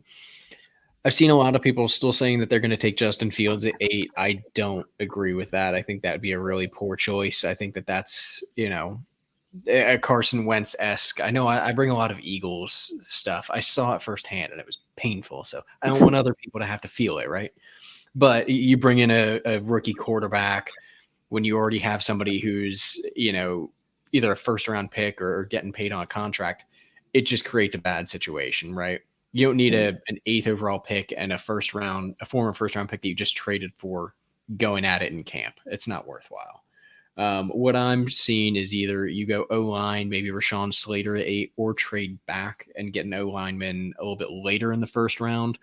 We've talked about after this first two or three guys, it does drop off a little bit, but it's still very, very solid in that second tier. The drop off is big, but it's that first couple guys is just so good. After that, most likely going to be a pretty defensive heavy draft. Their defense last year was pretty rough in linebacking and the defensive back. So I'm expecting most picks to go to that side. Third round, you might see a quarterback to develop behind Darnold. So Kellen Mond, Jamie Newman, Felipe Franks, kind of depending on who's there. I know we've talked a lot about quarterbacks and where they might fall. It's kind of always a crapshoot, and it seems this year is no question. And then 4th or 5th round, you might see a receiver or tight end, or even 4th and 5th back to back. You could see receiver, tight end. Receivers deep though, so you could get a viable 3rd or 4th receiver there, kind of mid to late round. Yeah, I do think they're pretty high on Darnold. I mean, they went and got him, relatively cheap deal for him, but I do see them kind of doing, like you said there, Tom, more of just an insurance policy, kind of a la Washington when they took RG3 but still took Kirk Cousins in the 4th. That backup plan, you know what I mean? That's you didn't have to do that. You didn't even have to do that. You just went at Robbie's throat right there. Hey, man, I love me some RG3, but that Shanahan's, they did that, just in case. What about Pitts at 1-8? Tight end is a big need for them. I know you like Ian Thomas. It is. I think that there are bigger needs for that team, though. The offensive line is pretty weak. And as great as a weapon as Kyle Pitts is, if Sam Darnold – we saw what Sam Darnold does behind a crap O-line in New York. I think you have to put somebody in front of him, even just one guy. And like I said, I think that you see, maybe a couple of them later in the draft, or they might not be done. I could see them still trading some people around or making some moves to bring in an extra offensive lineman, because they have to protect him. Otherwise, he's going to be seeing ghosts again. I could see that. I mean, but do remember, Scott? It is deep with linemen as well, brother. It is deep with linemen, but I'm not sold on Kyle Pitts being there at 8. I like it. I like it. I like it. Spicy. Spicy. Spicy like Sprite. That's an inside joke for my Twitter followers. All Let's right. So and Tom, does that? Sorry, go ahead, Robbie. I was going to ask you, do we now segue into the West? Yeah, NFC West now, I believe, starting off with the Rams. Oh, Rams, okay. Yeah. Los Angeles, City of Angels. Yeah, Los Angeles, good city, not as great a team. Their quarterback. Well, actually, the quarterback's much better now than it was. Matthew Stafford obviously coming in. They traded away their 7th and 8th first rounders in a row that they've gotten rid of. So Rams don't have a first rounder. Obviously, they have a 2nd, 3rd, 2/3, 4th, 6th, and a 7th. Another team that's not going to be fancy sexy. You got to protect, the quarterback. Their O-line has kind of gotten beaten up. Obviously, Andrew Whitworth, not it's not what it used to be. Yeah, what is he, 37 now, right? You need to bring in guys to help out, and you're starting that in the 2nd round. So the one position I could see them bringing in to kind of bolster is tight end. But even that is not an immediate need for them that they're going to spend a top draft pick on. Yeah, I like Bryson Hopkins too. I like that you said they're not going to be fantasy sexy. Now, can we rate this fantasy sexiness? Like, is it going to be as sexy as this panel right here? No, probably not. Absolutely I'll not. tell you what. Thank you, Chris. I will say, we say it's not fancy sexy and we're drafting O-linemen, right? But in reality, O-linemen are sexy the as background. hell. Like, they're the lingerie, right? They're what boosts that sexiness. There you know go. what I mean? Like, your girl could walk in That's right. and she looks great, but then she walks in some lingerie, aka your team's got an O-line, and it's even better. It's even better. And I'll tell you what, Great. that O-line sure makes JTT pretty sexy. I'm just saying. There you go. There we go. It's not the players you're drafting, but it boosts everybody on the Rams if they go deep on O-line this year. I like it. I like it a lot. Yeah, I think. Dang, Tom, I like that analogy though. Boy, I'm gonna start using that for sure. Lingerie. I had to alley-oop that one to him. Hey, it's a team effort. It's a team effort. Absolutely love it. Where are we All at right. now? We're at the San Francisco 49ers. We're at the 49ers. Starting out at the 1-3. It's Mac Jones, guys. That's what's happening. Shanahan has basically said that's who he wants. And what I haven't seen a lot in the San Fran Kyle Shanahan time is friction with Lynch and the GMs. They seem to be on the same page. I suspect that holds true here. With 211, I think you go offensive line at 339. I think you go safety or DT. 412, I like a wide receiver like a Surratt, like a little bigger body, or a Schwartz, a burner. That's your dude. Amari Rogers. Yeah, I love Surratt. And then Amir Smith-Marset. I like him here as well. This guy is a guy that's been climbing up my boards. Yes, he's climbing up my boards, man. I like it. I don't see a lot of other offensive guys being added. I see a lot of defensive tackle, offensive line, safety in the next 3 picks. But then at 6'10", I like wide receiver Marlon Williams. It makes a lot of sense to me. He's like a running – when I look at like Debo Samuel and Ayuk, the way they move is very much like running backs. They run powerful. They're shifty. They're very good with the ball in their hands. This is Marlon Williams. He looks like a running back in a lot of ways. Or maybe a Josh Palmer at this place as well. Same thing, quite strong. I'm a Josh Palmer fan, especially at 6'10". So to me, they've been hitting on wide receivers the last 2 years. So I think picking one late, they'll hit on it again. But Mac Jones is the thing here, especially Robbie, as you said, there's now more sources coming out saying that the Garoppolo to the Patriots is more likely to happen. The one thing I did like a lot about Mac Jones was his accuracy. If you give him all these athletic receivers, I like what the potential could be. Look, we saw what happened at Alabama with a bunch of athletic receivers. So if you give him a lot of athletic receivers in San Fran, I think that's setting him up for success. Yeah, I don't care what quarterback lands in San Francisco. That's going to be the quarterback I want to have most in fantasy as this rookie year. Anyway, just a great scenario, situation, and system for a young guy to go into. Very quarterback-friendly system, very running back-friendly system. And let's be honest, when you got a defense like that, you get a lot of extra opportunities too for a young guy learning. So Niners could be a really interesting spot for Mac Jones. I feel like he's the most pro-ready guy, but finishing to buzz through the NFC West. Finishing buzzing through the NFC West here.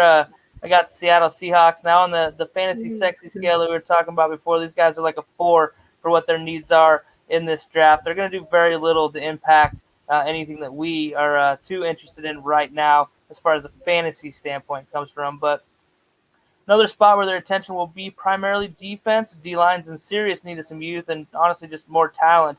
I do think they could address the running back position at some point. Another Trey Sermon or his former teammate Ramondre Stevenson, I think would be a nice fit with Seattle, a guy they could get in those later rounds. Guy will be around a little bit longer. As far as fantasy goes, like I said before, I don't think they're going to create a whole lot of buzz for us fantasy guys tomorrow night. Okay. I'm with that. I mean, Seattle, I could see them possibly having a fairly quiet draft. But I do see them, trying to resurrect the O-line situations that they've had. What better way to keep Russell Wilson, the man himself, happy and keep his wife Sierra happy than to protect that young king and to keep him up right there in the pocket. So I can see Seattle going O-line heavy, maybe even loading up through their first 3 selections. I mean, you have receivers. You don't need to do that for it, but yeah. So the last team, right? I guess that we got Cliff Kingsbury's Arizona Cardinals, Kyler Murray and the boys. Killer Kyler. Man, we saw Cliff Kingsbury last season in that mega mansion or whatnot. That's what I was laughing about. Yeah. And his 50 Shades of Cliff Kingsbury palace that he has. But I mean, the Cardinals have done the thing over the offseason, right? They got J.J. Watt. You get A.J. Green. Malcolm Butler, right? Malcolm Butler on the team as well. They got the 16th overall pick, 49th overall pick. Then they miss a couple. I mean, in my mind, for fantasy-wise, geez, I want them to take a tight end, right? Now, obviously, Pitt's going to be gone by 16, so who else do you really have? I mean, it's a dice. Yeah, you got Brevin, right? Out of the U. I'm just not very sold on Brevin, as these guys know, but we'll see. Whatever he decides to do at 16, it's probably going to be defense in my mind with Pitt's gone. I mean, they got James Conner. You could obviously go running back in this situation because of Connor's injury history. So I'm going to take that route because, I'm just going to be a little different, I suppose. At 16, right, they're going to jump ship and they're going to take Najee, Billy. They're going to get Najee up in this thing, boy, because... That's still my prediction for the Falcons at 4. I don't care. I said it on Rumboyz. That's fair. I think that's fair. We've been talking about that for a while. Oh, Justin from Vegas. Put 50 on red for me, sir. But Najee to Cliff Kingsbury's offense, and I want it all, baby. If he's not there, then maybe they hold out for Javonte later or ETN. But that's all I really got on them. Okay. I like it. I also want to address most pro-ready QB. Are we talking about Mac Jones? Because that's not what I was trying to infer. I was trying to infer that his strength is his accuracy. And with these shifty underneath athletic receivers that are there, it's exactly what you want to do to create a excellent rookie situation. Ryan, I don't think it was you that said it. I think it was Billy that said that shit verbatim. Oh, gotcha. He said that Mac Jones is the most pro-ready quarterback. I'll say this. I like Mac Jones. I don't, but I'll say this. If we were in a draft for beer pong, Mac, you could be my beer pong partner, bro. Yeah, he's a sniper, dude. He's a sniper. Let me kind of rephrase. I guess not most pro-ready. Obviously, Trevor Lawrence, but I guess if we were talking about that situation in San Fran and the guys that we're talking about might land there, Mac Jones would be ideal outside of T-Law, already kind of off the board at 1, I guess. My bad on that. Billy, I think I know where you're going get with it. that. Hang on. So what I think, at least in my opinion, what I'm seeing, right? If Mac Jones went to San Fran, I think he could outscore in fantasy Trevor Lawrence in Jacksonville year 1. I think he could too. I think he could too. He's going to Kittle, Samuel, and Ayuk. Extend it out. He has a 2, Super 3, Bowl 4. ready offense around him. Yeah, Absolutely. this is I think he that's a fits great in scenario. so well. I think there in that's San what Billy's Francisco. alluding to, though. I think that's that, what Billy's saying. I think that we should give him situation Justin is so Fields. Like, I don't know, man.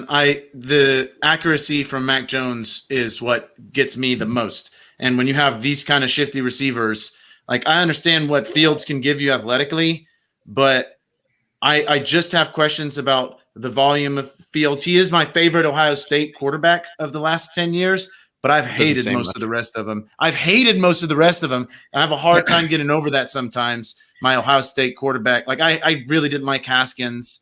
It was just it's proved me right over in Cardale Jones. Remember that guy? I can understand the Ohio State take. Right. That's more my thing than it is Fields himself. I cannot put Mac Jones above Fields, but hey. For the record, I feel you. For the record, I don't like quarterbacks from either of these teams.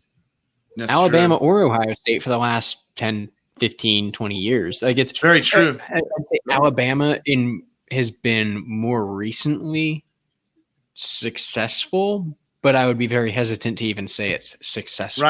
Right. Hey, and I'll say this: if Justin Fields ends up in San Fran, I'm going to be pretty damn excited about him too. If ever Fields goes, I'm going to be excited about him. Y'all are silly. He's the undisputed number 2 quarterback, 3 months ago, and we're going to let all this Twitter nonsense get in our heads. Stop it. So hang on, I got a good little take for you really quick here. Probably one of the least exciting draft picks. I'm expecting 6th, maybe 7th rounder here, but could be a steal. If the Bears take Noah Gray out of Duke, tight end. Ooh. I mean, I'm not going to say that's outrageous. I mean, but I'm really more interested from a fantasy perspective, especially in a dynasty league. Have him next to Cole Kmet. They like the 2 tight end formations, right? The man can catch a ball. What's that? That's the most bear shit possible, but yeah. It is. That's what I'm saying. Because he's not the best pass blocker, but that's fine. Either you can develop that or the other option is, hey, you're running out of a 2 tight end format. Do 5 O-linemen and 1 blocking tight end and Cole Kmet not do it for you? Do you really need another one that's a great pass blocker? Not that Cole Kmet's the best pass blocker, but he's fine. But from a fantasy perspective, that'd be a nasty 2 tight end combo. That'd be a Dallas Goedert, Zach Ertz 2 years ago. 2 years ago. Sure. I'm with Tony Poljan. Big old 6'7" tight end, get up there and get some red zone, some shades of Jimmy Graham, but bigger. So Albert O. Sneaky athletic too. Yeah. Yes. Denver needs to figure out the quarterback situation. Guys, we're rolling at about 100 minutes right now. I did a little dip and came right back. Talking about Mac Jones over Justin Fields all day. I was gone for a week and we're talking about all sorts of wild stuff, guys. I absolutely love it. Absolutely love it. But I think it's our time, guys. Fantasy first rounders. Let's go around the horn, guys. Let's start it off, Tom, with that tall boy 8% beer. What are you drinking over there? It's a little Thrills out of Dewey Beer Company down in Delaware. Dewey. Yeah, man. Thrills. I got Thrills and Secret Machine. Right? Wow. Okay. I feel like you're about to watch a Bond movie or something. I'm just saying. Tom, intimidating. Like, if you drink too many of those, you're going to have a shit night. Bro, you're going to have the shits. You're going to wake up the next thing and be like, fuck IPAs. No IPAs. No IPAs. Okay. Sours. Okay. Okay. So, Tom, tell everyone where they can follow you at what we're doing tomorrow, drop the promos. Let's go. Oh man, at FFR Tom on Twitter, as per usual. Check me out on there. Come at me with some of your takes. I'm excited for tomorrow, draft day. I want to know where you guys think people are going to go. Tell me what your hot takes are, and we'll go from there. Right? If I'm completely wrong on every take I've had in the last 4, 5, 6 weeks, whatever we've been doing these draft profiles for, let me know. Let me know. I want to hear that. Right? Tom wants to smoke, everybody. I want the smoke. So Tom needs to get on SportsMe then. But tomorrow we got a big draft show. I'll be honest, these guys can tell you way more about it than I can. For me, it's a when and where, and I'm going to be there. I'm excited. It's draft day. I'm going to be drinking a lot because I'm just going to cry at pick number 12. Edge rusher at number 12 overall for the Eagles. Useless picks. Ryan, let's let Tom drink himself for sorrow right now. Yeah, so you can find me at Real Ryan Hicks. Again, most of my free time is going into the St. Jude Bowl, I think we've got all of the kinks worked out as far as rules and setups and layouts for all of these formats. So once this draft comes to a conclusion, we will begin filling these leagues. So we will start getting everybody's pay, and we'll start getting all the donations ready for St. Jude, and then I'm going to get ready to kick all y'all's asses in this league. So I hope y'all are ready for that. And then again, really excited about this draft show tomorrow. You'll likely get to see some really hilarious reactions from me, and I'm sure the other guys as well, when they stupid Jerry Jones pick or a stupid somebody else pick. I know it's inevitable, and I'm really looking forward to sharing those reactions live with you guys when the stupidity just reigns. I know that it'll probably be a good draft, but guaranteed at least 2 or 3 picks where we just go, what the hell is wrong with them? I'm not going to predict it because it's unpredictable, but I'm excited about it. Yeah, this could be a really wild draft. Just the depth, interesting teams have acquired a lot of picks. There could be a lot of movement, a lot of really fun stuff. I'm excited as I've ever been for an NFL draft. Like you alluded to a minute ago, Chris, we got our show with the good old boys going live tonight for NFL draft coverage. We got guys like Detroit Beastie, Dave Wright, Steven Pintata, Joshua Cho, who's always in our comments here, joining us, and some other guys as well. So tune in, check all of us out tomorrow. You can follow me on Twitter at bwit24, and look for the St. Jude Bowl presented to you by us, the Fantasy First Rounders, for year 2 of our event. So come check that out and join us for that as well. Oh, yeah. Yes. Drop the mic, FF. Mike Hicks will be on. No relation to our own Ryan Hicks, to be confused. Don't confuse it, guys. Not related, but both great fantasy analysts. As far as we know. As far as you know, that is correct. Robbie had to come back on to help us. Robbie, you're on the show. Drop where we can follow you out again. You have to be part of the close. Google me, Rumboyz spelled with a Z, Rumboyz Robbie on Twitter, Rumboyz spelled with a Z-N-E-T, everywhere else, TikTok, Instagram, all that good stuff. 3 days nonstop of draft coverage here on the Rumboyz Fantasy Network. So make sure you guys get tuned in. We're kicking that thing off tomorrow. You already know it's the annual motherfucking party, so we getting lit. Guys, and I'm your host at Aggie Kappa Sig, Chris Pinto. The Fantasy First Rounders, my guys. Tomorrow's gonna be super fun. I'm gonna have some wings, gonna have some beer, gonna have some extracurriculars, watching the draft right over here while I'm on the screen right here. My wife will be out there, so it's gonna be it's gonna be a fun time, man. There's not much more I can say. I'm glad to be back. Obviously, everyone who is watching us, who's followed us, who knows about us, who's interacted with us, join the St. Jude Bowl. It's a little bit different than most of these other fantasy leagues from analysts that are out there. Obviously, it goes to charity. Half of it. The other half goes into your pocket if you're the best player. Okay? It's crazy. Last year, we donated over $1,000 to St. Jude, dropped $1,000 in our winner's pocket, and we got bragging rights for days.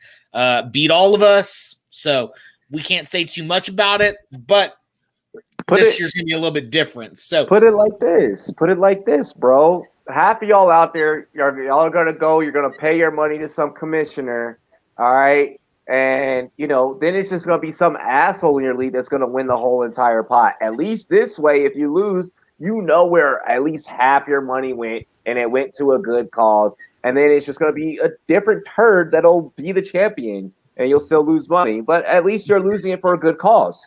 I'm that turd, and on your home league, I'm that asshole as well. You'll also be featured on the podcast every week. Yeah. So there's that too. Guys, it's been awesome 2 hours with y'all as usual. Every Wednesday, same time, same day, same crew, same analytics. Guys, remember, always, always, always remember, I will leave you with this. There's one thing you remember from the show. It's hashtag stats win ships. Guys, we're the fantasy first rounders. We'll see y'all next week.